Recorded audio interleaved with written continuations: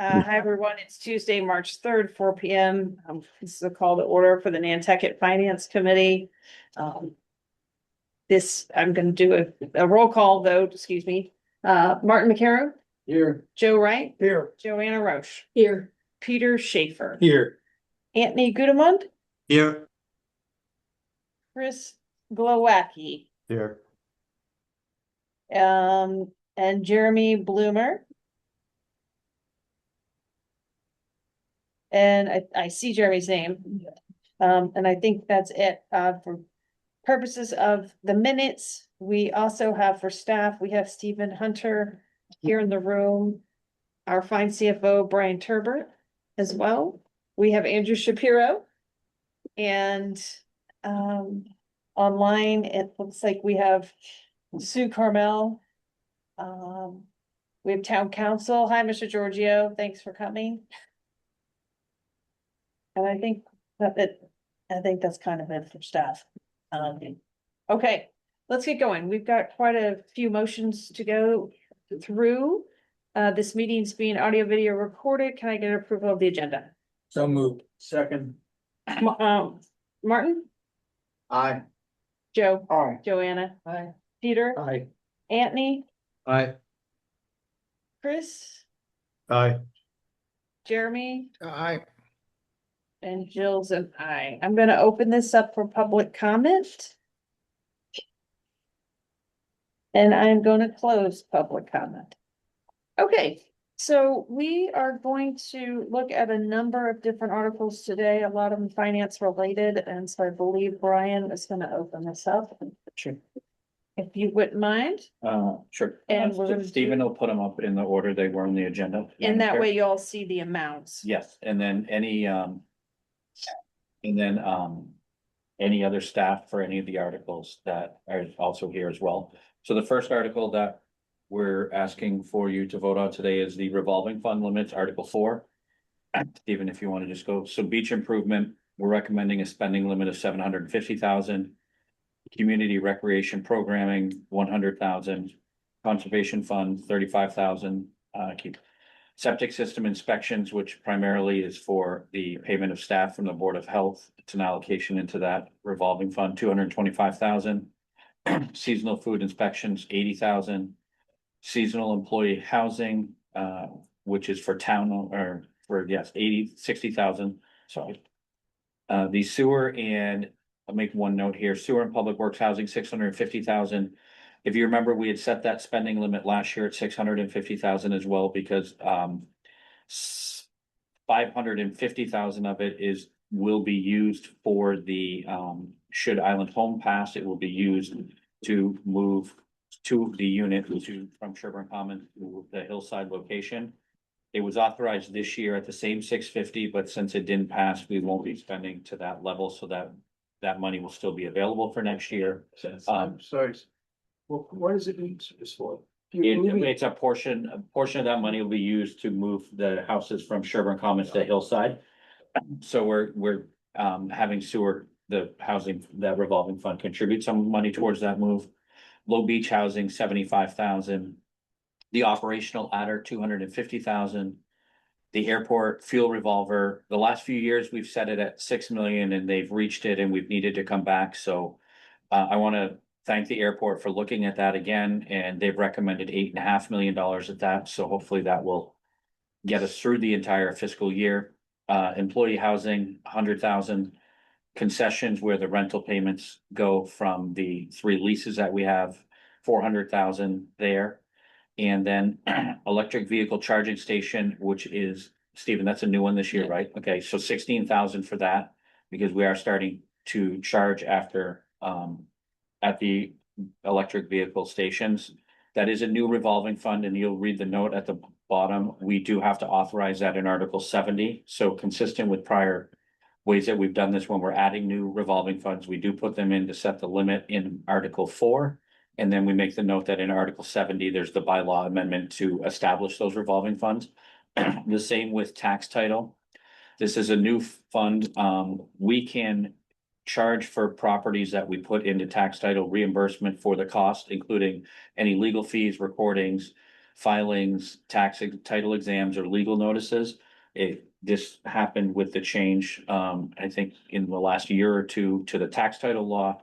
We're recommending 30,000 for that. That is a new revolving fund that we would be implementing, and that also is in Article 70 as well. Okay,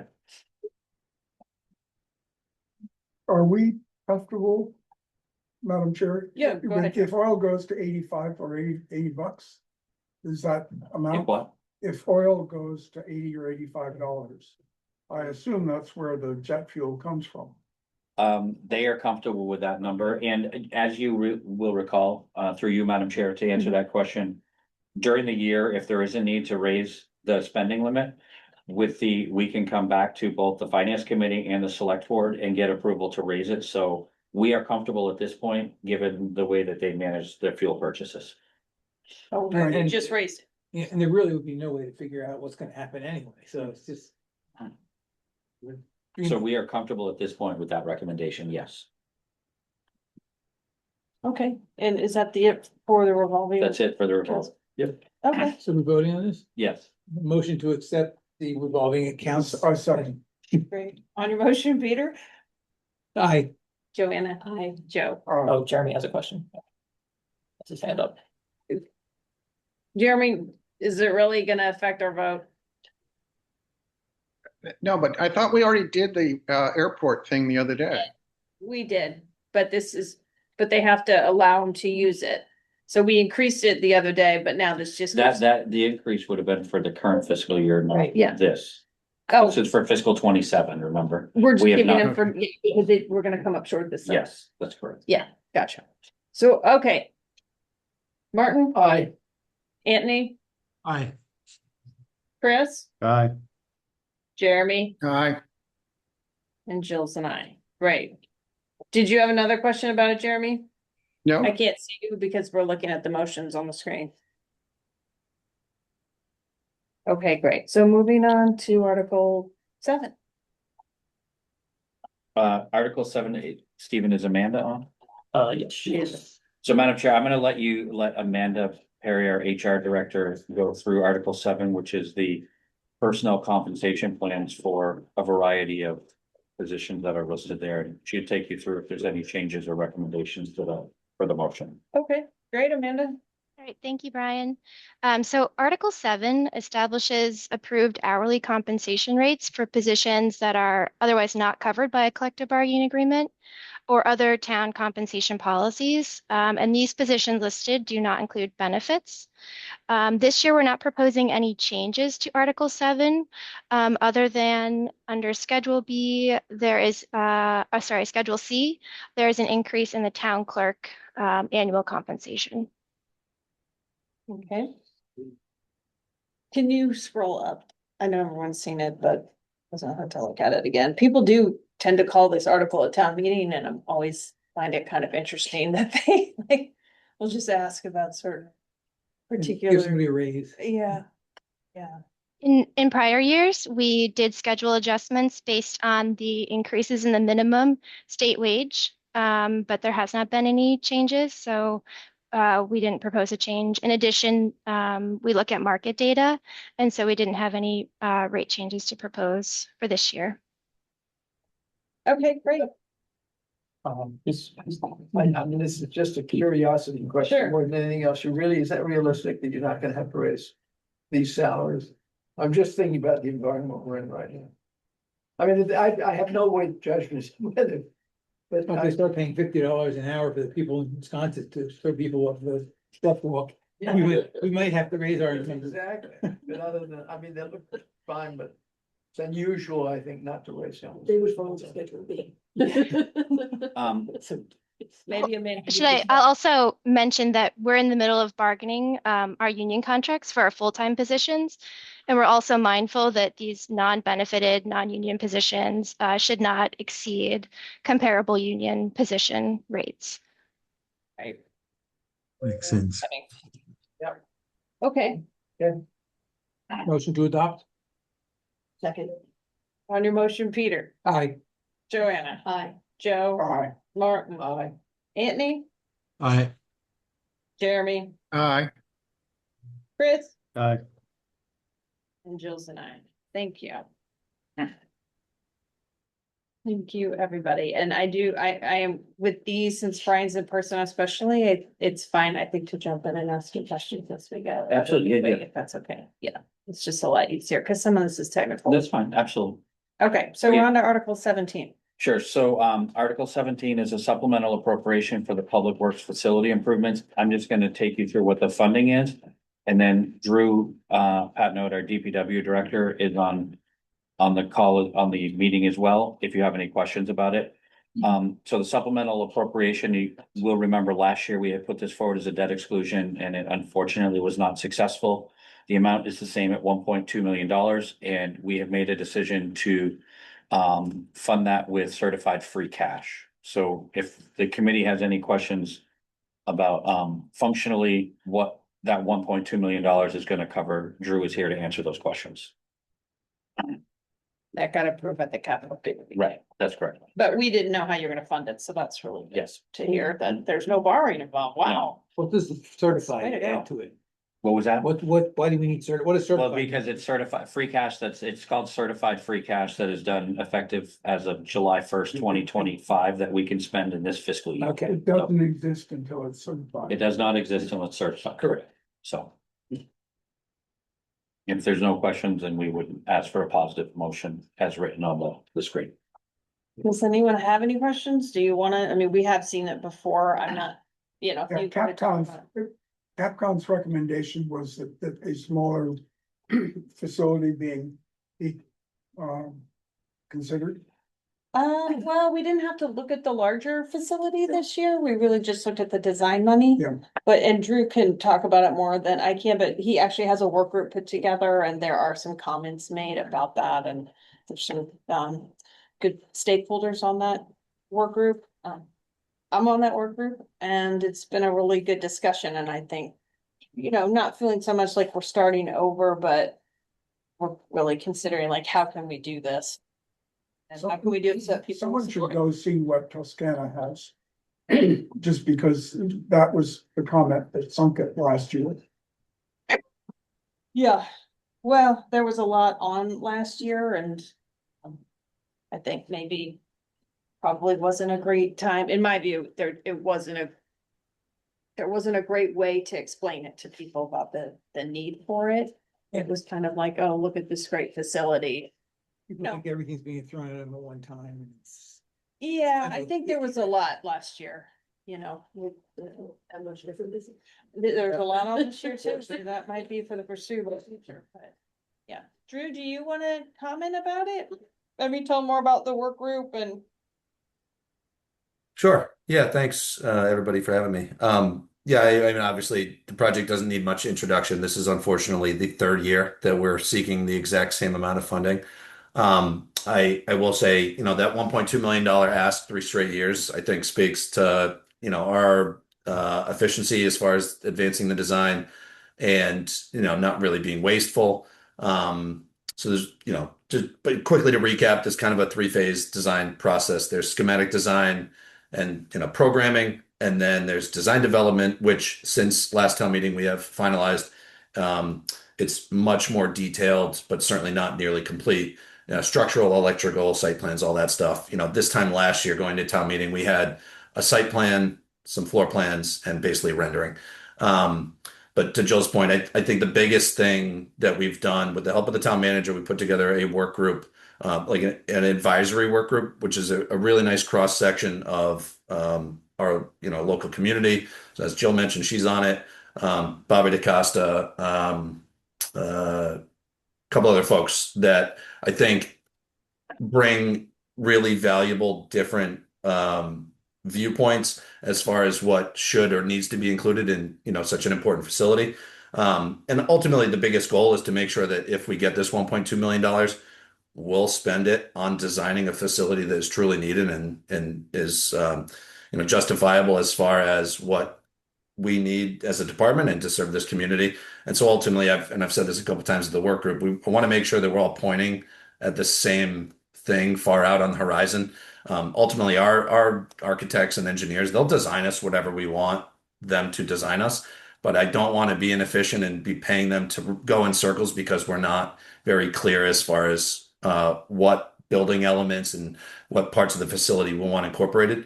And as part of both the work group effort and what we've been doing with our design team, also, which is, I think, super important, is the value engineering to help, bring the cost down. So the original cost estimate, which goes back to schematic design with a lot less information, was originally 67 million. I've always put into capital basically a ceiling price of 80 million. Obviously, we hoped it'd be far less than that. But I think with some very meaningful changes to the programming, the building elements and how we're going about designing it, I'm hoping that the cost is far less than the original 67. And I think that would be very helpful in moving the project forward. So certainly a lot more work to do as far as the work group. We've been meeting since December, basically every 3 weeks, going through various topics. And there's a lot more work to do from a design perspective. And ultimately, without additional funding, we won't be able to continue with both the redesign of what we've already planned for and the necessary work to get us to the point where we put the project out to bid and then come to a special town meeting or an annual town meeting with as bid costs in hand so that the voters can make a really well-informed decision as to whether to move forward based on hard numbers, not an estimate. And also just, if I recall correctly, Drew, the other members on the committee are Joe Grouse, Brooke Moore, Neil Patterson, and I forget, is it Robert Little or it's Mr. Little? Is that his name? Is it Robert? Yeah, Bob Little. Yeah, he's great. And Tim It's Brain actually- Like him Yeah. already. from ComCom. We're having some really good discussions, I have to be honest with you. It's pretty. I think it'll be well vetted. Jeremy, do you have a question? I do. So this 1.2 million is to further develop the plans for the needed, I guess, new facility that the voters rejected quite handily last year. Yeah, the vote at town meeting last year was nearly 50-50, and it required a 2/3 majority vote at town meeting. Correct. Yeah. So what is the reason for spending this or approving this money before the voters approve the entire facility? Because 67 million, we don't know if the number will be more or less. I know you hope it'll be less, but do we have guidance on that? I'm confident it will be less. One thing that we do want our architect and our OPM to work on is an updated cost estimate, because the last cost estimate, that 67 million, was in the spring of 2024, and was based on a lot of assumptions, and we've come a long way as far as the design. So I think it'd be important for us to get a refined number. But as I mentioned, we've also worked on value engineering and cutting out some elements of the facility that aren't necessarily as critical. But by doing so, we want to make sure we're not sacrificing the future, functionality, the use of the space, and ability to grow in the future. But ultimately, Jeremy, at the end of the day, we'll never really know truly what something costs until we put it out to bid. And I think it's important for us to finish the design and again, do so in a way that, we're all comfortable is what's right for the Nantucket community. And then have hard numbers for people to make a decision on. I think one thing that's really challenging for us is if I say it's 40 million and it gets approved and we bid it and it's 45, then we don't move forward and we need to ask for more.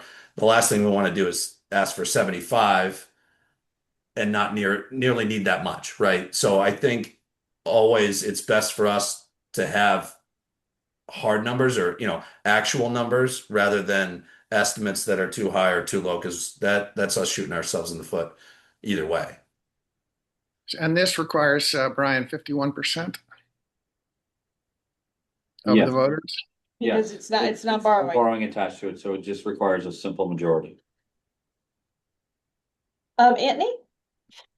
Yeah, man, if similar to Jeremy on this topic, I'm curious, third time around to be asking for this amount of money to get something done. What I haven't heard, Mr. Petnode, is what's truly going to be different in the narrative at town meeting this time around.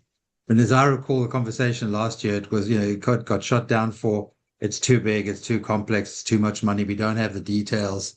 And what I've heard is you've got a whole lot of interested parties and new committees looking at adding more complexity, more depth of information, but I've yet to hear what's the true differentiating argument when we get to town meeting that this gets passed as I think it should. But I'm curious as to your take on that, please.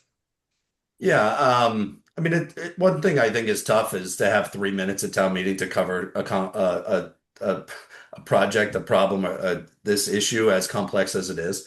I guess, I would say that again, both with the work group efforts that we've been going through, but also what we've worked on with our design team is to find out how to reduce the square footage of the facility, go about designing even something like the salt shed in a different manner that will keep costs down. And evaluating, we've talked about whether it makes sense to phase this project. Are there elements that aren't super critical today? And maybe we want to, try to cross that bridge in the future. I'm not necessarily a huge fan of phasing a project. I think sometimes piecemealing things is how we get into these problems, and it's not always the best way for us to dig ourselves out of these problems. But sometimes, we don't want. We also have to be mindful that scope creep and going for too much can kill the project as a whole. And ultimately, I think we need to do whatever we need to do to move this forward. Our facility here isn't getting any newer. It's also not getting any bigger. And I think this new facility is long overdue. And things, as I'm sure everyone's well aware, aren't getting any cheaper. So, we want to be flexible and we want to, find a way to move forward because I've heard, I think, similar to what you were saying, I've heard a lot of people say, I know we need a new facility, but it's too much, or but it's too big, or not this way. So we want to find out and make sure we're honing in on really what it is that people can get on board with and kind of get behind. Thank you. Brooke, did you want to make a comment too? Yeah, I just wanted to add to Anthony's comment. I think one of the things that we need to be clearer about to town meeting is the process by which we get to a firm number, right? In this environment, you have to invest in the design phase to get to the concrete number so that the voters aren't put in a position of voting for something that isn't fully fleshed out and priced out. And we're running into this a lot with capital projects, is that the understanding that you have to invest money up front to propose something concrete to the voters ultimately when they fund the capital side. And I think part of the narrative at town meeting, to answer your question about communicating this, is to be clearer about the important steps in that process, the design phases, and how we get closer and closer to a number by investing up front in the design piece. And whether a project happens this go around or the next go around or the go around after that, it's money invested in a project we all deem necessary. As Drew said, it's just about getting to the project that the community can support. And you can't do that without investing up front. And how to make that argument on the floor of town meeting is going to be part of the work that we'll be doing. Thanks, Bob. Yep. Brian wanted to make a comment. Thank you, Madam Chair. To also kind of follow up to the question that Anthony had, I think that the last 2 years, if we recall, this was proposed at debt exclusions, which would have allowed us to borrow the funds and add that onto the tax base, the additional 1.2 million. I think when town administration and myself and Drew talked about the critical nature and the importance of this, we decided to fund it through free cash. So there'd be no impact to the taxpayers for this particular piece. So I think that's also an important component of this, is that we're not asking to impact the taxpayers through the tax rate for this as well. We're funding it through free cash. Yeah. This is still considering moving out by the airport, Shadbush, or you go into. It's still at one Shadbush Road, yes. I think that needs to be explained better. Okay. That was, as you remember. Well, we are having those conversations on the work group. I'm sure. Maybe Drew and Brooke want to weigh in on that a little bit more, but we are having that conversation, I'm sure. so that people have a better idea. What are you going to do with the property where it is? Like, what's going to happen with that property, and have more answers, but that's going to take time. I think that's why the work group is so important. And it's such a, really diverse group to talk through those things. Yeah, you're right. Joe, Can I make a motion? you can. I'd like to make a motion that we approve. Brooke. Oh, No. she heard your motion, Joe. Can I get a second? Second. On your motion, Joe. Yes. Joanna, Peter, Aye. Martin, Aye. Anthony, Aye. Jeremy, Aye. Chris, Aye. and Jill's and I. Thank you, everybody. Okay, on to 21, the waterways improvement. Excuse me, You're Jill, gonna did you do say, say you were an I or a nay? I said I'm an I, did I? It sounded to me like a nay. Oh, yeah, I think it should. So Waterways Improvement Fund, Article 21, we're recommending 450,000, excuse me, be appropriated from that fund. That fund is exclusively used for maintenance, dredging, clearing and improvement of the harbors, inland waters and great ponds, public access, breakwaters, retaining walls, piers, wharves and moorings, and then law enforcement and fire prevention in the town and county of Nantucket. Typically, that has been used to fund repairs to the town pier as necessary. Is where it has been specifically allocated, but it is available for all of those other purposes as stated in the article. And do you want to remind everybody where that money comes from? Mooring and slip fees. Great, thank you. Motion to approve. Second. On your motion, Joanna? Joe? Martin? Aye. Peter? Aye. Jeremy? Aye. Anthony? Aye. Chris? Aye. And Jill is an I. Thank you. Next reserve fund, 22, the ambulance reserve fund. So the ambulance reserve fund was set up primarily to not only pay for ambulances on the schedule that the fire department has, but it also was set up to pay, it pays 7 full-time firefighters or paramedics, as well as supplies and, as noted in the article, emergency equipment, oxygen tanks, refills, blankets, all to outfit the ambulances. We're requesting an authorization to be spent from that fund this year of 915,000.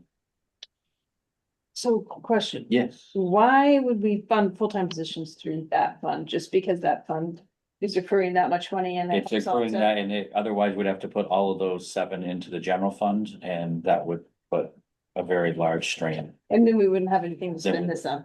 We would then only have this for ambulances, but we have historically not only been able to pay ambulances on a rotating schedule through here, but every year we've been able to pay for Because there 7 wasn't staff. quite enough, maybe. Right. Those units are very expensive. They are. Does They're this getting- draw the fund all the way down? We collect roughly about 900,000 a year, so it pretty much is, Coming for you, say ambulance fees. it's ambulance fees, correct? But And then- we actually switched billing companies this year to one that's does a better job in collecting the money on a quicker basis, so it'll be good for us. So Peter, you probably contributed a lot to this. Yeah. Thank you. What is there some sort of town money that's used for people that don't have insurance to cover for the helicopters? I mean, what happens if you don't have insurance and you have to be taken off the island? I don't have an answer for that. There is an If organization. I may, MedFlight covers that. They eat it.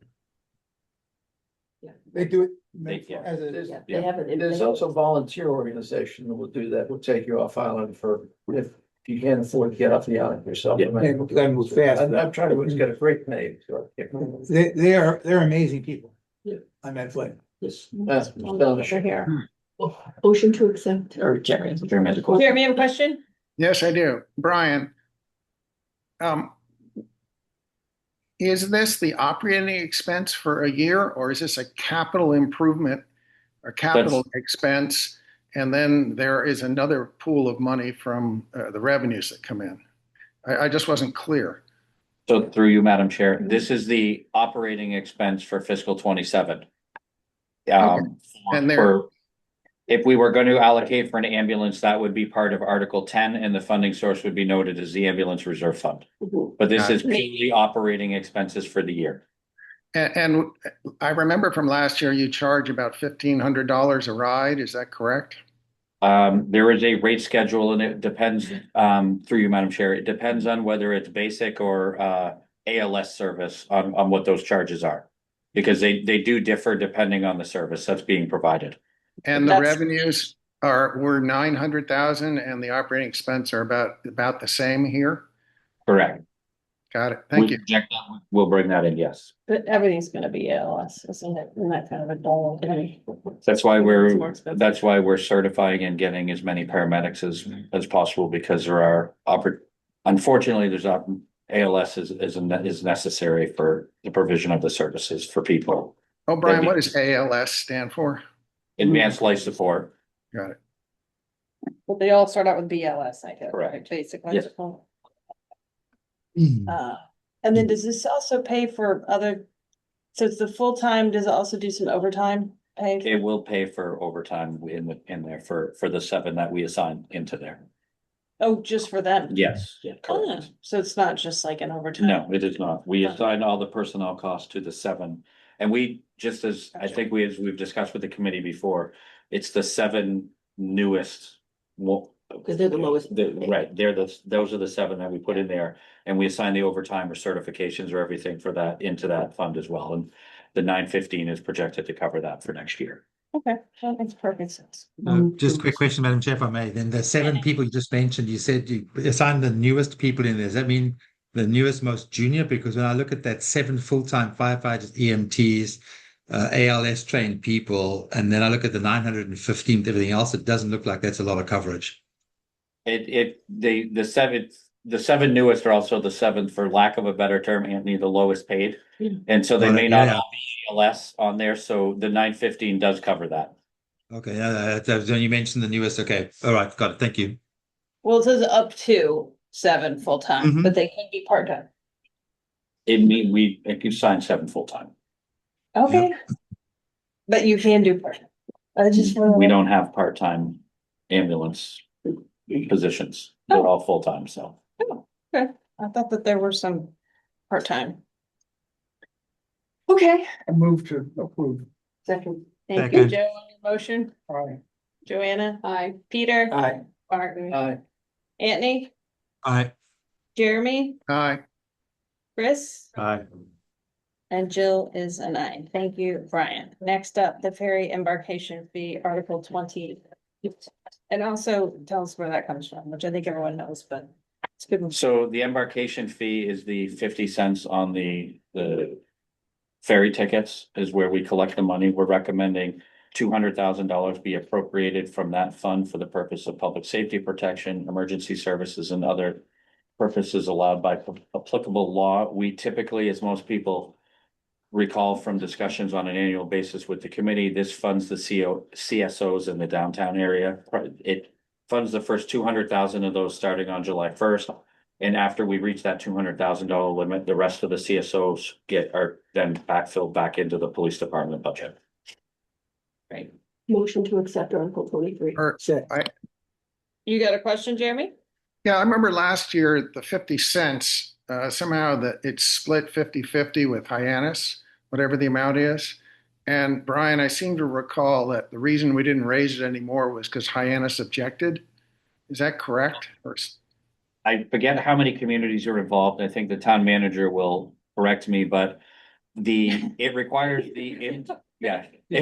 the buy-in and the support of every port community to be able to change it, I believe. So, and there hasn't been a will to do that, correct? Wow.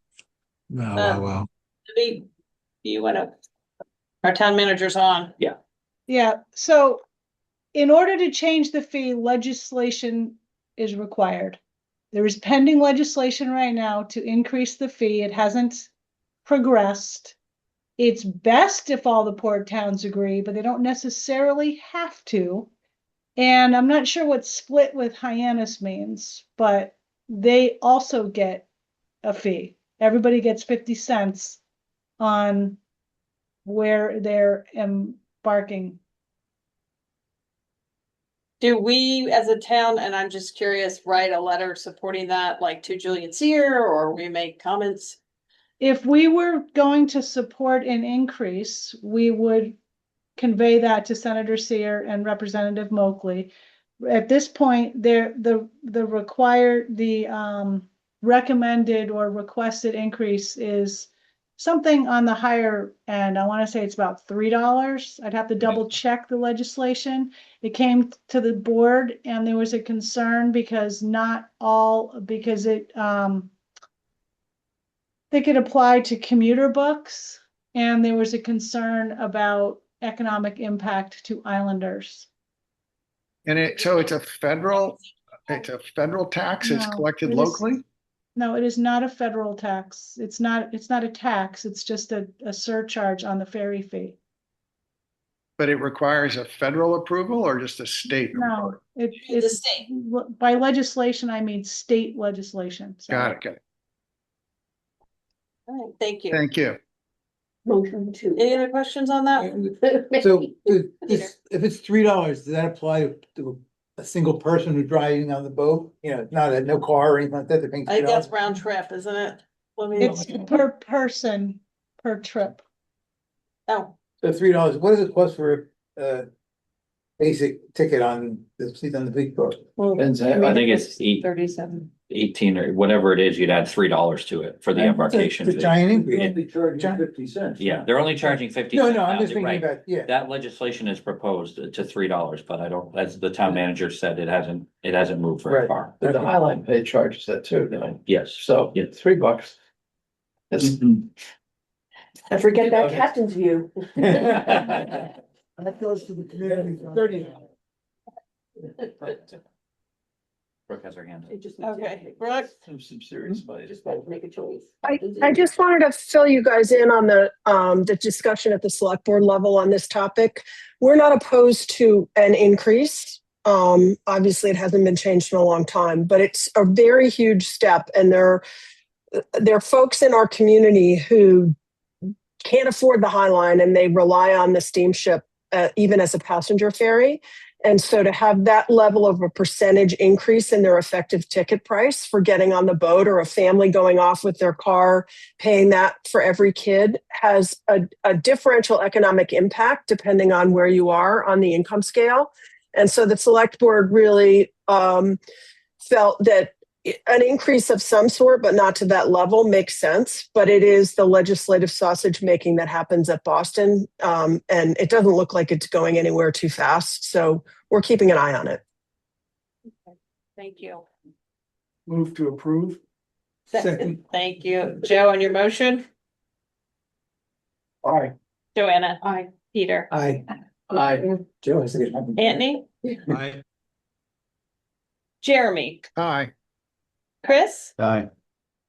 And Jill's and I. Thank you. Thank you, Brooke and Town Manager, for clarifying. Yeah.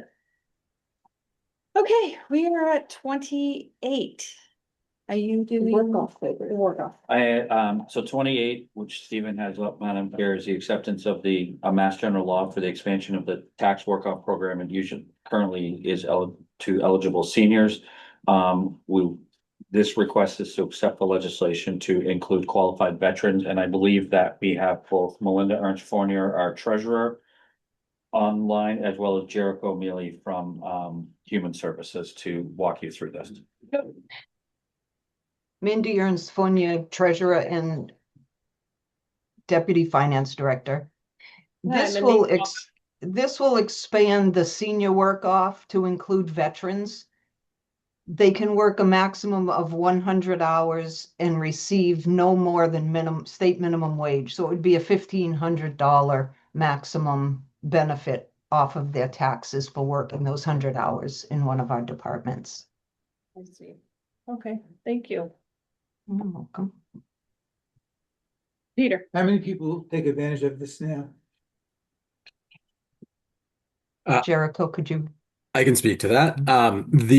Currently the program has been on hold since COVID. So we do not have the last couple of years. Previous to that, there were between 3 and 11 in the years that I was here.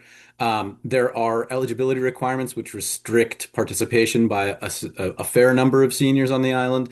And then it also requires buy-in from the departments to actually place individuals. And those things mean that on a year-to-year basis, it varies significantly, depending upon the needs of the various departments and on the capabilities of any particular seniors participating. Thank you. Move to accept. Second. On your motion, Martin, Aye. Joe, Ah, Joanna, Peter, Aye. Anthony, Aye. Jeremy, Aye. Chris, Aye. Jill's and I. Thank you. Thank you, Mindy. Now you know about it. It's a little secret out there. Yeah. Nobody's taking advantage of it. You better go on and work on it. Wonderful.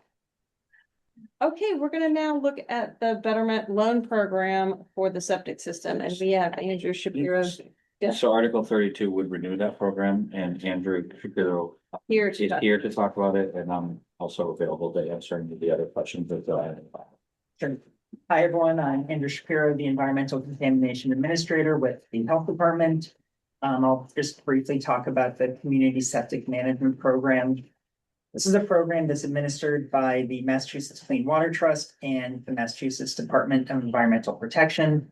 And it supports communities like Nantucket in helping homeowners address failing septic systems under Title V, which is Mass DEP's septic program.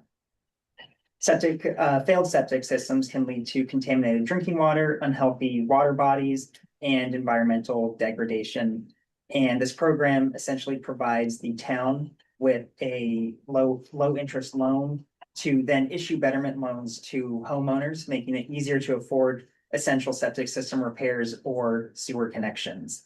So the way this works is the town receives a loan from the state, and then the town appropriates the funds to individual homeowners, and the homeowners pay off that loan on their tax bill. and it goes with the title of the land. So if they sell it follows the title, the betterment. Yes, it does. This to me sounds like chicken soup. It can't hurt and it will help. So It's already, it has helped a lot of. I suggest we approve it. Oh, yeah. So question is how many? Huh? How many people get benefit from this? Jeremy, just wait. Oh. Does it include all septic upgrades? Like, does it include the IA system as well? Or is it? IA systems? Yes.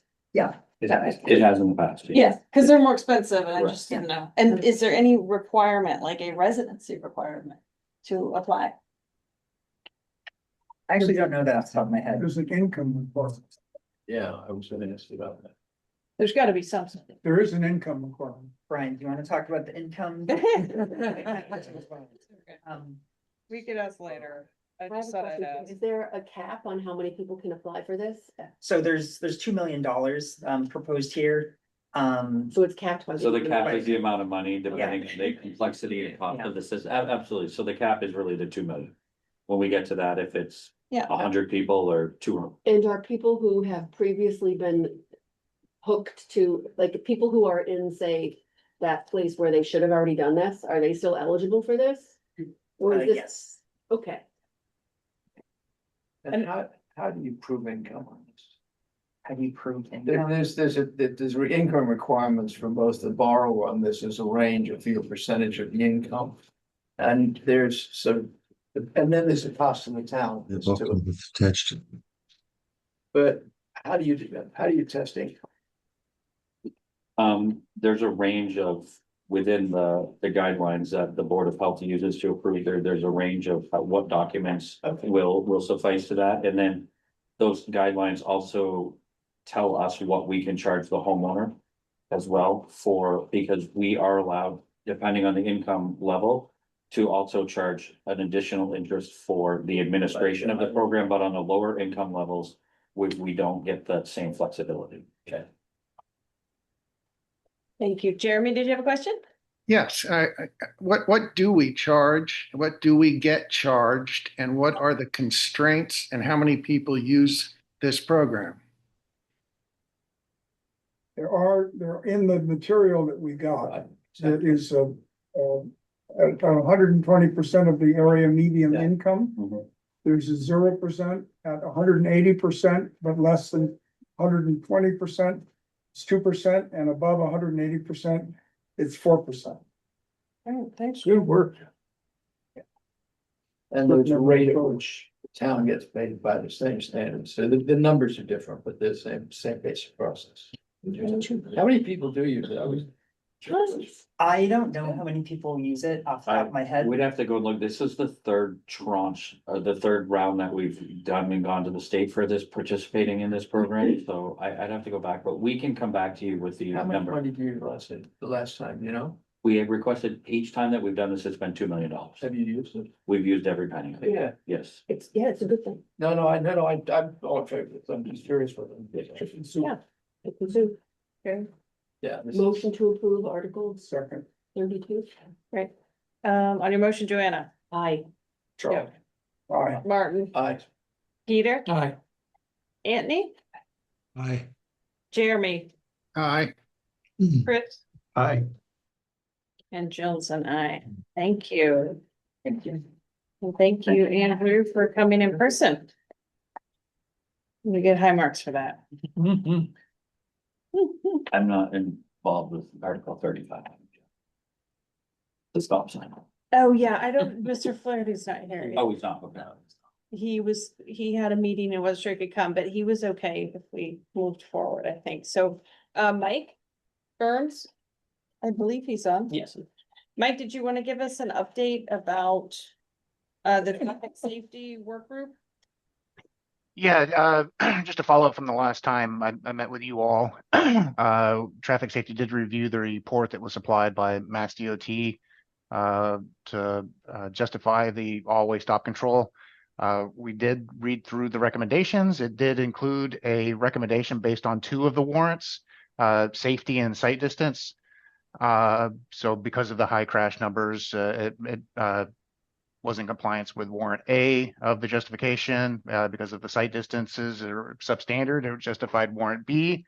However, as I mentioned at the last meeting, talking about this, and there will be some congestion at the intersection. I think if you can imagine what the queues are like for the Bartlett Surfside Road intersection, probably won't be as bad as that, but comparable. So that's really the trade with that, trading off, I guess, safety accommodations and sightline accommodations for congestion. So Traffic Safety did make a recommendation to this. I'm told it will go to the select board. I think we need to verify that it would be on the March 11th agenda for next week. And the recommendation is to run a piloting of the four-way stop through the month of April, and then assess whether the community wants to continue or not at that time. Okay. All right, that makes a lot of sense. Curtis Barnes has a question for you, Mike. I just want to note that we had this at Old South Road a few years ago, and they took it away after. You mean at Fairgrounds? You mean when they did the mini rotary when we had the previous DPW? Way, up by the Lover's Lane. Oh, at Lovers. Yeah, Lover's Lane, and Yeah.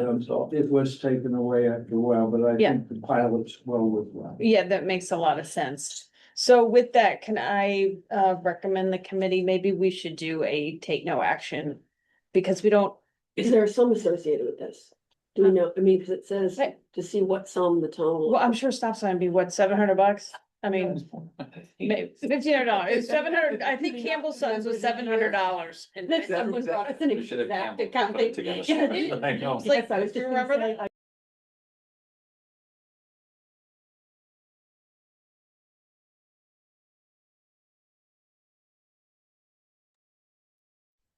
Did we lose the room? I think someone put a stop sign on the rest of the meeting. The host just changed. Okay. Yeah, but I think we lost them.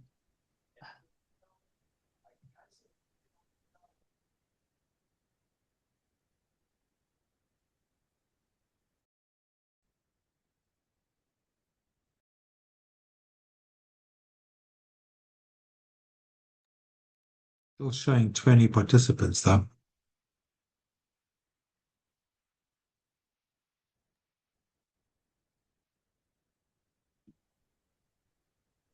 I wonder what would happen if we logged out and logged back in with the Zoom link.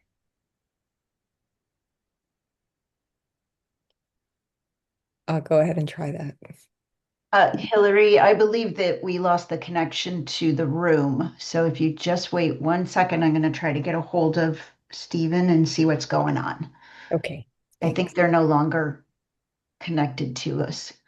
Yeah, I just called Brian Turbot. The room is aware. They're still having, well, they're still in the room. They just know that they're not connected. They're going to try to reconnect.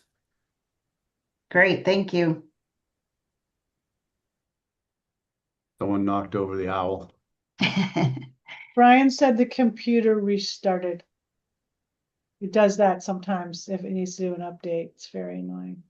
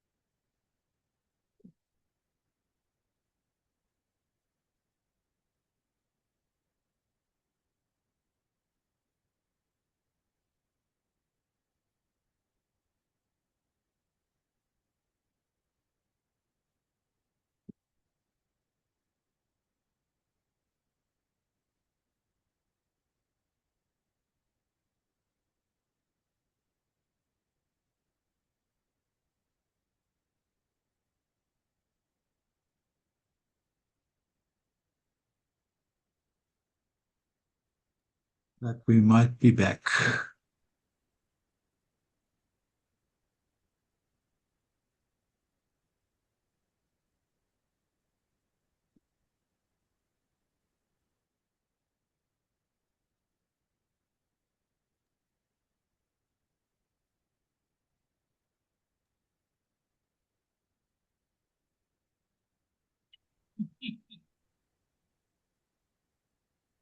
Can't hear though.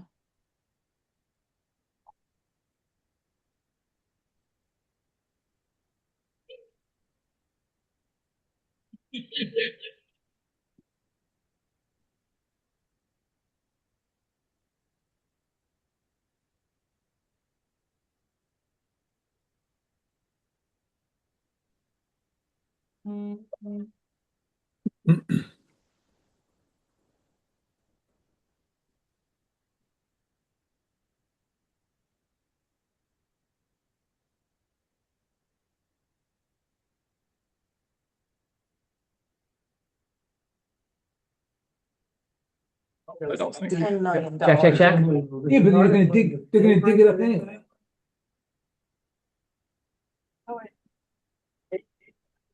Right, I can hear you now. That might work. Okay. In case it's not obvious, but I'm on remote and I can hear everybody, so. Oh, thanks, John, because everyone else is muted, so we're not sure. John Okay. Giorgio, can you hear us? I can. And Okay. Lauren Goldberg, can you hear us?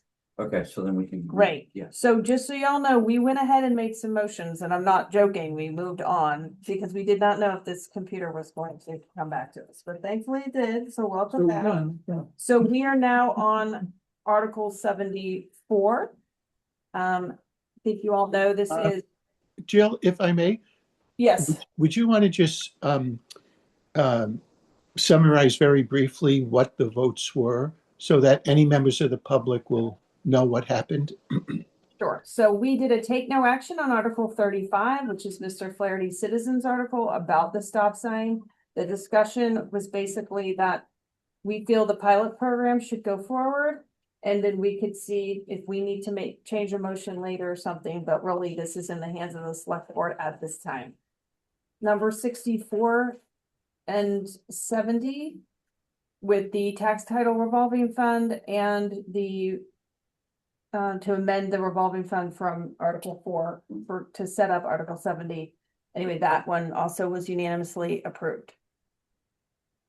So now we're on Article 74.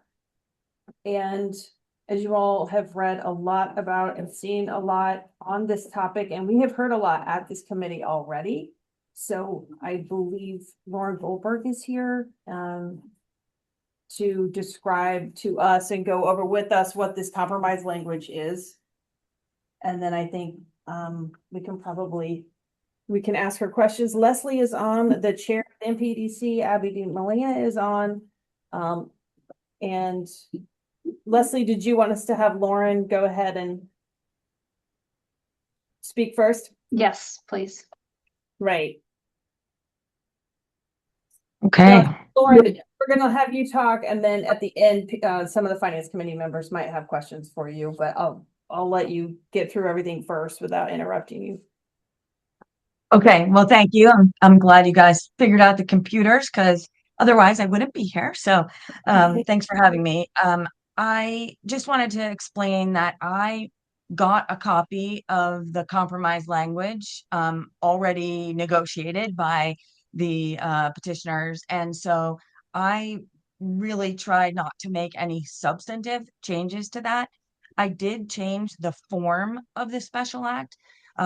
Number one, to address some of Senate Council's typical revisions that they make. Number two, to kind of put everything from all the different acts into one single document so that anyone that wanted to refer to, the Nantucket Regional Commission authorizing legislation, it would be in one place rather than in several different special acts. And I tried to kind of organize it a little bit to start with, there's a commission and this is how many people are going to be on the commission and this is how the commission is organized. So I just tried to give it a little bit of internal structure. And I can just go through quickly. So sections 1 through 4 are special acts that can be repealed once this is approved. Section 5 establishes the Nantucket Regional Commission, and it includes language saying essentially it's a regional district planning commission, Commonwealth Planning Agency, which is from the original, and talks about the purposes of the commission. The next section addresses who the commission or who will be eligible to be on the commission and who the appointing authorities are for that purpose. So it defines legal residents of the county for this purpose only as people appearing on the voter rolls of the town of Nantucket, and that's a statutory citation, or on the annual street list of the town of Nantucket with, again, the statutory citation. Then it describes the members, and it includes language that allow items C through C through F to have designees if they're not available, if there's no one who's willing to serve. That's Conservation Commission, Historical Commission, the Nantucket Affordable Housing Trust, and the Council for Human Services, essentially saying if no member is willing to serve, then they can appoint a designee. There's also a member appointed by the Land Bank, 4 members by the county commissioners for terms of 3 years, with 1 member representing Nantucket business interests, and 1 person to be elected for a term of 3 years. In terms of vacancies, if there are vacancies in the appointed positions, the original appointing authority will make fill the vacancy until for the remainder of the appointed term. And then if it's the elected person where there's a vacancy, then the regional commission will fill that position until the next annual town election. And if the person who's appointed is also going to run for office, it clarifies that they cannot be called a candidate for re-election. Section 7 is kind of an organizational section, and it addresses the election of a chair, a clerk, and other officers. It authorizes rules and regulations. It clarifies that the commission is going to vote by a majority vote with the typical quantum for that, which is the majority of those present and voting. It also clarifies, to avoid any questions in the future, that less than a quorum of the commission can act only to open a meeting solely for the purpose of continuing or to adjourn. And the reason that's really important, especially with a planning entity, is that if we're in the middle of a public hearing and we need to continue because we can't get a quorum, it's clear that we have authority to do that. And as you can imagine, in some places there's challenges to that, so it's great to just say it. The next 2 sections are about the duties and responsibilities of the commission, and this is language that was agreed upon. It does mention that experts can be retained, and that the commission is going to make an annual written report. They have broad authorization to conduct studies and to analyze information on topics: natural resources, land utilization, economic development, recreation, conservation, transportation, a very broad area. The next section addresses the expenses of the commission, and it makes clear that money that's appropriated for the commission can be spent by the commission. All the bills that are incurred will be sent to be paid by the town treasurer. And this language is language that I inserted, essentially saying that that process will be consistent with the process that's generally applicable to approval of bills. And that's addressed in chapter 41, section 56 of the general laws. It's very detailed and it provides clear guidance. The next section, starting with voluntary contributions, that language is there, in section 9, that language is there for the specific purpose of making clear that gifts to the commission do not need to be approved by anyone other than the commission, and they can be expended without that approval. So that essentially is to make sure that there isn't a misunderstanding about whether the select board or the county commissioners have to approve expenditures in that way. And then section 10 talks about essentially the development of regional economic impact and establishes that there's going to need to be a permit issued by the commission in order to construct one of those projects. The next section, which is 11, is divided into two pieces. And again, this is for ease of use, basically. The first is what are developments of regional economic impact. And those are specifically listed out. Again, this isn't language I came up with. This was the negotiated language. I just kind of added the section framework. The second half or subsection B is how the process of issuing this permit is going to occur. And so it talks about, adoption of rules and regulations and notice. And it talks about the findings that the commission is going to need to make in order to issue a DRAPE. I think that's what you're calling it rather than a DRAPE. That language as well was part of the negotiated language. Section 12 and 13 were sections that I kind of revised to make the transition clear and easy. So the first section, so subsection A of 12, is that the members that are appointed by the county commissioners are going to be made following the effective date for a term of 1 year, 2 for 2 years, and then 1 for 3 years. After that, they'll all be made for 3 years. The second are the other appointed members. The terms of members appointed the terms of the members of the commission are going to begin on the 60th day following the effective date of the act. That way everyone will have the same term, and that regardless of the date they're appointed on, they'll all start on the 60th day. And the first elected member of the commission is going to be elected at the first election occurring at least 64 days after the effective date of the act. That's important because that's what state law requires in order to allow an office to appear on the ballot. So depending on when this special act gets approved, there could be months until the next annual election. So this section also provides for the appointment by the regional commission to fill that position until the first election.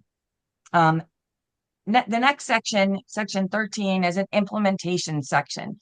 And what it's saying is that the sections 1 through 4 are going to take effect on the 59th day. And on that date, the Nantucket Planning and Economic Development Commission will be abolished and the terms terminated. So much of the act as is necessary to make appointments and otherwise prepare for the work of the commission will take effect immediately, but sections 5 through 11 will also be able to, or the powers and duties will be able to be exercised beginning on the 60th day, which is the same day as the members take office. And then section 14 provides for the act to take effect upon passage. So again, as I indicated, this took the agreed upon language, it organized it, it made it kind of in an orderly fashion as you go through the different subject matters, and then it deals with the transition and the implementation explicitly so that there aren't questions about how and when the act should take effect. Great, thank you so much. Does anyone have any questions? Do any members of the finance committee have any questions? Okay, we're gonna focus on that. Okay. Martin? I have one simple question. Has this been read by all parties incomplete? And has all parties involved with this agreed that this is an acceptable compromise? that will not Leslie can answer that question, and Abby. I believe the answer to that is yes, but I don't want to speak for them. Who? The Leslie or Abby will answer. the language was provided to Ms. Rayport and via Ms. Rayport, I think, to her petitioners. She provided some initial comments, which I sent back to town council that I believe were incorporated, which she can answer that, she's here. The draft was also provided to the planning commission. I did not receive any comments back other than just a few typographical type corrections, and those have been incorporated. Right. I'm just And, No, oh, Abby, go ahead. I didn't hear Yeah, you. just to add, we also, Sarah Alger has also reviewed it as well.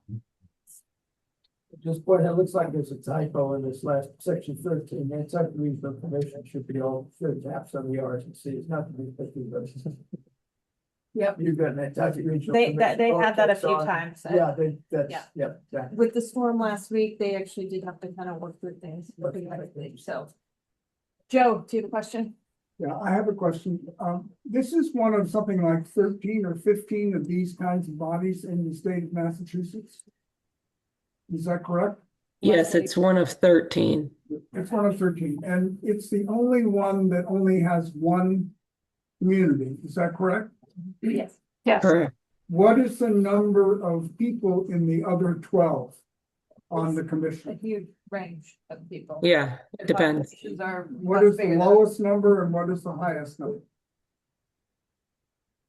I think one of those commissions has like 128 people or something like that, don't they? Yeah, I don't have that information handy, but for instance, like the Metropolitan Area Planning Council, they have well over 100 people on their commission, I think. Smaller ones like the Cape Cod Commission and the Martha's Vineyard Commission are closer to Nantucket, but again, I don't have those numbers. handy They today. had like 18 or 20, I mean, they had like kind of a lot.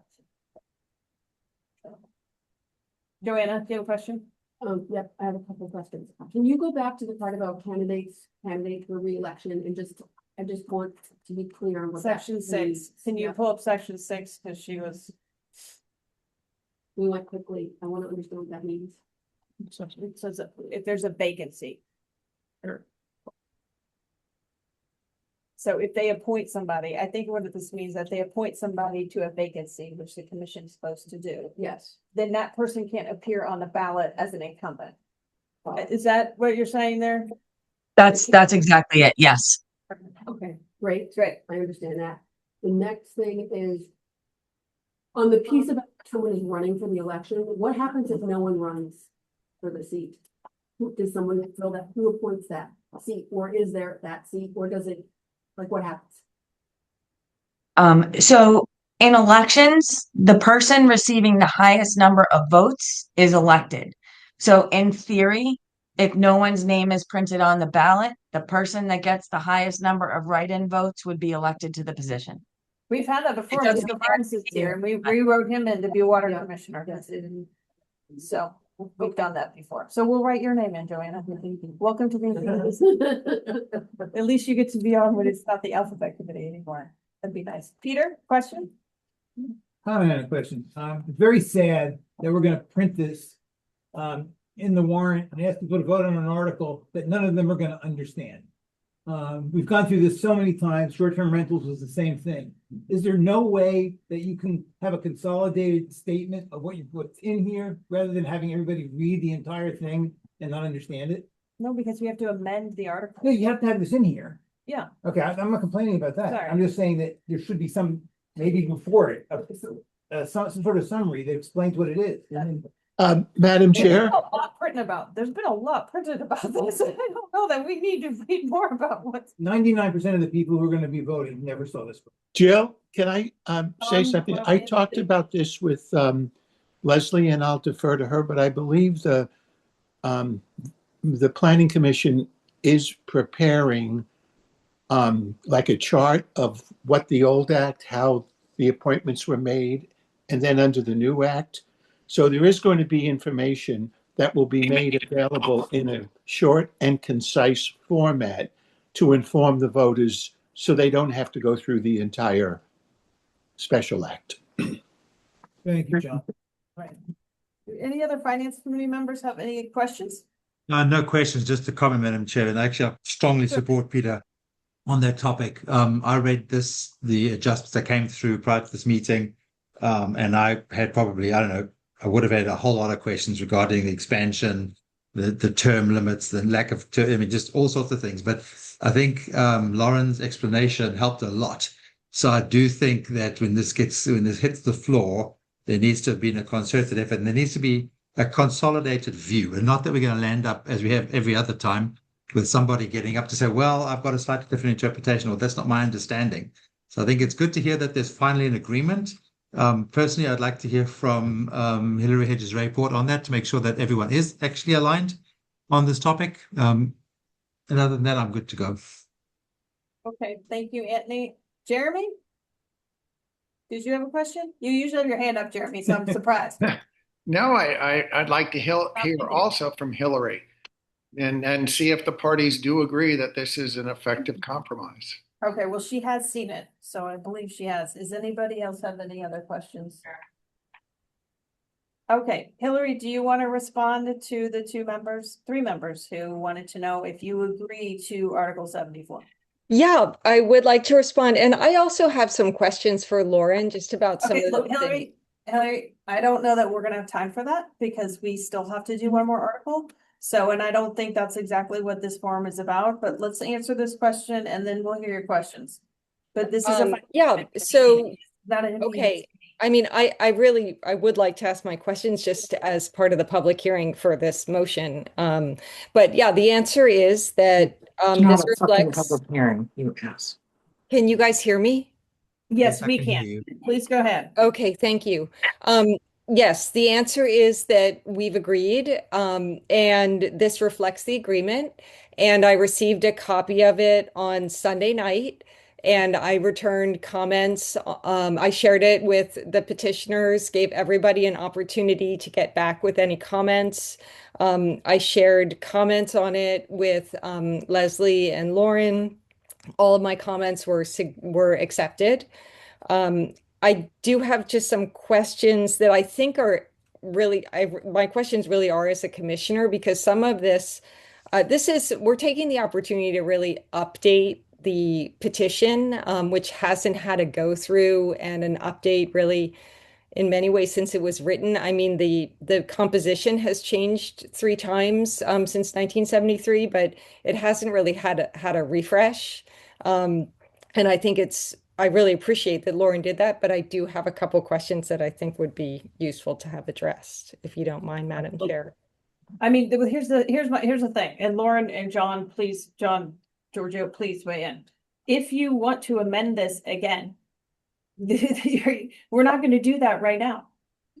So that needed to happen. So that's why I'm confused. I'm okay with you having questions and all that, but I'm just saying. I just wanted to amend it. Are you trying to just clarify something? Yeah, I want it to be right, and I really hope it's not called on the floor. I mean, I think we're all hoping that this is moved and endorsed by the Finance Committee, and that no one calls it on the floor. Yeah. Okay. So. All right. If you want to ask your questions, fine. Yes. I'm just taking the point that we don't have a motion here to amend, if you understand what I'm saying.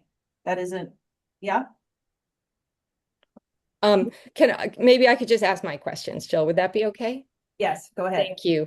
Okay, so my first question is about the language at the top, Lauren, repealing the past acts. Was your intention to repeal every act that Nantucket has, that the general court has passed for Nantucket, or just the ones related to the composition? So these were the ones that were listed on the compromise information that I got, and those were the ones that I listed here. Oh, okay. There is one other, which was Chapter 81 of the Acts of 2011. That's when we inserted the DREAP. So if the intention is to repeal everything, that might be something that we would want to repeal as well. I just wanted to point that out. I wanted to point out just a small typo that I didn't see when I gave you my comments before, which is in section 6 H. It just says 3 and then the number 3, and I think you just mean to say 3, the number 3. Madam Chair, if I may. Yes, please. Yeah, I specifically disclaim any responsibility for typos. No, I'm kidding. I do. I'm glad there was some laughing. This needs to be thoroughly reviewed for typos. Obviously we're acting in a short period of time and just trying to get something back so that there was the opportunity for it to go back to the petitioners and have a review. So it will need a close reading, and we will do it. Right. Well, that's the only one that I saw, Lauren. So I think it's pretty typo. And Jill, if I may yes, please. just address some other comments. I'm pleased to let all of you know that Lauren is going to be in attendance at the annual town meeting, as will I. So we're hoping that I mean, we're paying Articles- double. That's what No, I'm just teasing. no. Believe me, that's not what happens. We hopefully it won't be called, as Hillary said, but if it is, Lauren will be available to either run through what she just did or answer specific questions if any voters are confused. Great, thank you. So Hillary, we heard you. You're on record now. Okay. You didn't want to call this article a town meeting. No, I don't want to. Believe me, I want this to be good. Well, we know you've worked very hard on it too. Yeah, so I have, and a lot of people have. So I think we all want it to pass. The other thing that was put in that got added, and I think it's again a good thing. I just want to understand it, and I'm really speaking as a commissioner here, is about the chapter 41 of section 56 of chapter 41 and how the commission makes payments. So that's would be a new addition to the special act, and I just wondered how does that affect how does that influence how we pay our people? So not just paying bills, but things like salaries. Is there any change or any effect of it being called out, the general law, chapter 41 of 56? And I mean, I'm not familiar with all of the details. Obviously, I went and I read that chapter. It just protects, I think, the public body from excessive expenditures. And it has some oversight, but maybe you could just summarize that for everybody so we all understand what we're, how we're updating this important special act. Thank you. Yeah, Madam Chair, if I may. Please, Lauren. Thank you. So chapter 41, section 56 applies to every expenditure that's made by any individual in the town. The process that's followed, essentially, whether it's the committee or their department head, whoever it is, has to essentially verify that the town received the goods it was supposed to receive, or that the people worked the hours they were supposed to work. That then goes to the appropriate financial official. They verify that it was properly reviewed and that what was received, et cetera, and then it can be paid. So it would not change anything in terms of what you're doing now, but it does make it clear that there is a process to be followed. And the other thing that's useful about chapter 41, section 56 is that it also allows, individuals to be identified to be responsible for some of the administrative part of it. So it would not change anything that you're doing now. And it will make it easier for the, to conclude that monies are being properly expended. They're going to go through the same process as any other monies would in the town. Okay. Thank you. And then I have one last question. Just the definition of voluntary contributions. I mean, it calls out gifts, but planning commissions are positioned to receive and apply for and receive many grants. So if we had grants from different state or federal agencies, or is that covered under voluntary contributions? Would we be able to spend those independently as an independent agency as we do now? Yes, this wouldn't change it. I mean, again, this language, the voluntary contributions, was language from the agreed upon compromise. Grants and gifts can only be spent by the entity that is intended to receive them for the purpose for which they've been spent. And so, the commission, if it makes it is, independent in terms of if it makes a request as a regional planning commission for a grant and it receives that as a grant, it would be able to be spent for the purpose for which it was provided. Okay. And just to clarify, so a lot of this is actually what was already, we didn't talk about this. So that was something that was just in the special, it's in the existing special act. We didn't negotiate that. So I don't want people in the town or on the finance committee to think that, we went through every detail and renegotiated everything. It was really much more limited than that. So a lot of this, like the DREAP, for example, we didn't talk about that at all. That's just really everything. I think I really hope this isn't called, but if it is called, we should be clear that, this is what we already have. We're not asking for any changes to a lot of this. Right. Gotcha. That makes sense. Okay. Thank you. Thank you. Any other questions from the finance committee? I would like to make a motion. Oh, great. I make a motion to accept Article 74 as written. Is there a second? Is there a second? I have a question first. Jill, I thought that one other law was going to be revisited on this. Or Hillary, is this good to go? Yes. Yeah, this was everything that we had spoken Okay, about. so it's good to go. Yeah. This is a compromise article. I understand. Yeah. Second. Report is here. I approve. Well, we haven't had a motion yet. I'll second. Joanna made a motion. It's on the table. Second it. Adopt Article 74 as written with the amendment language. Yep. That's what I think. And Chris seconded it? Did Yes, Joanna? Okay. On your motion, Joanna. Good. I would like to suggest that we see a final version of this. In other words, what we're seeing is a draft right now. It's going to get rewritten. I presume no words will be changed under the circumstances. I would prefer we see the final copy before. I don't know how, I'm in agreement with about it. Yeah, no, I know. I think if there what we can do is we can make a motion today. And then we could make, if there was any technical amendments, and those usually come in closer to town meeting that are like minor changes, which I think is what you're concerned about. And I totally agree and understand, then I think we could do that closer to town meeting. And I think that's usually how we do things like that. So then everybody feels like.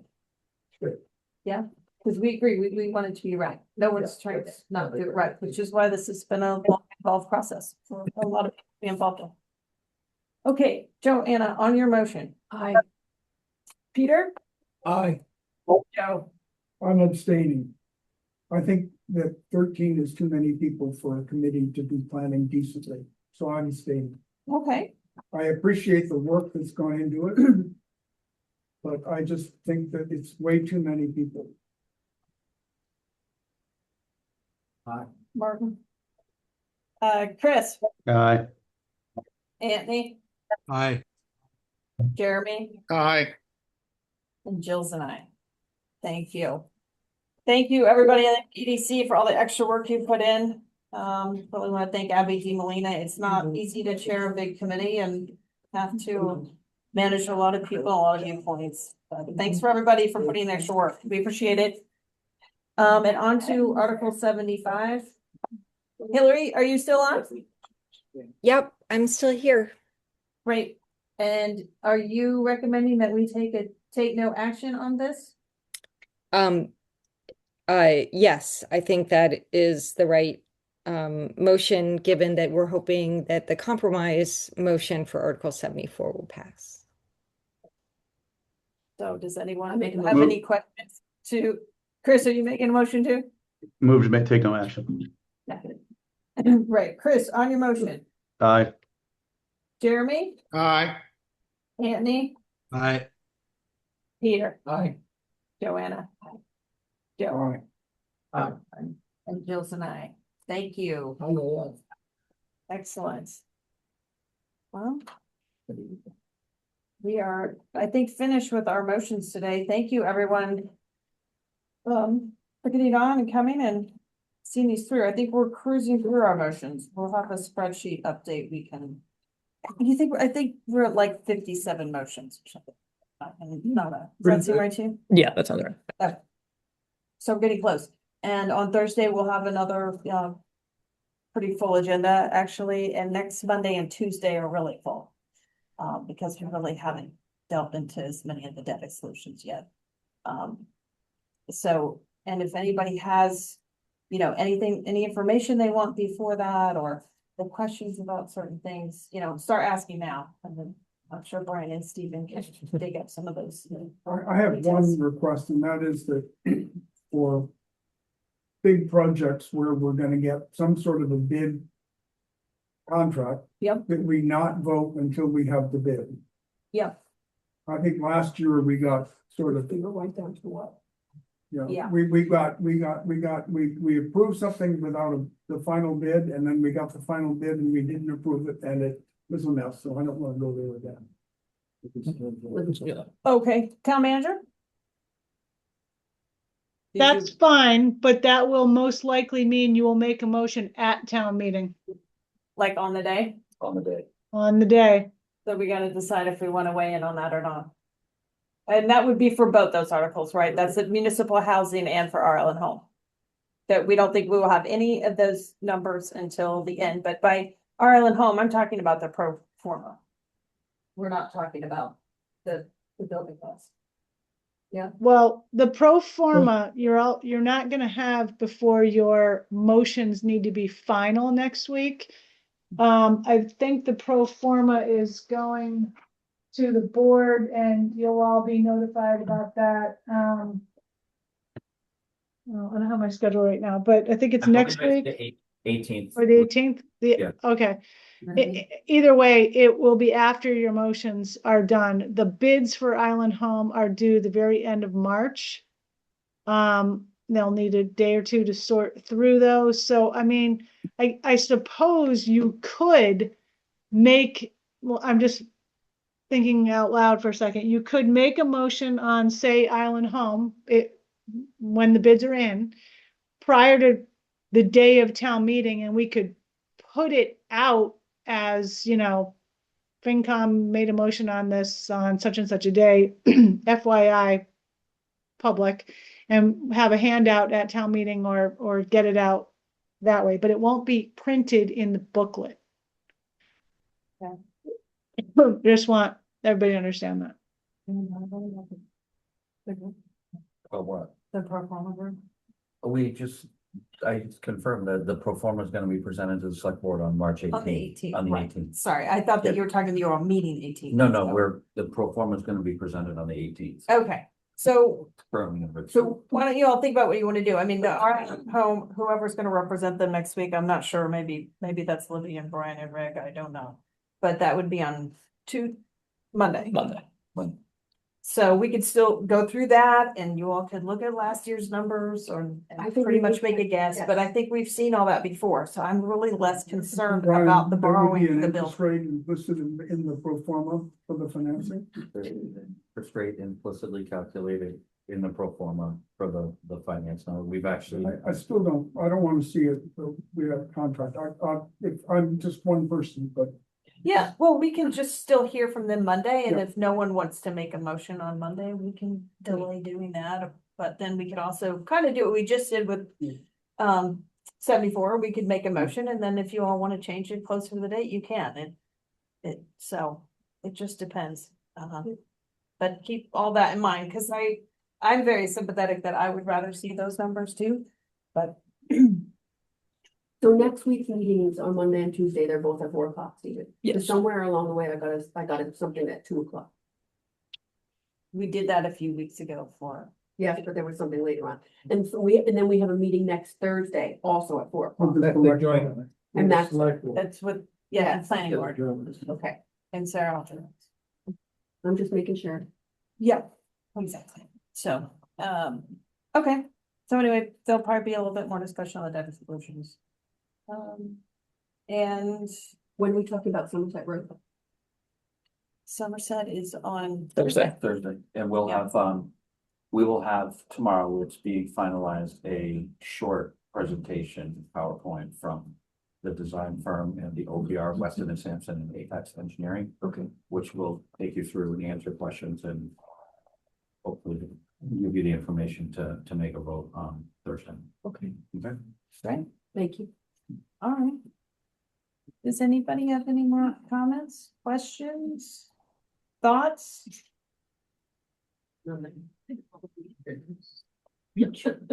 Well, it all went much more quickly than I thought it would, actually. So this was excellent. Thank you, everybody. Thank you, Jill. So I'll see you all on Thursday at 4. Can I get a motion to adjourn? Second. Joanna, Aye. Peter, Aye. Joe, Martin, Anthony, I Jeremy, All right. Chris, Aye. Jill's and I. Thank you. Looks like a thing. Everyone.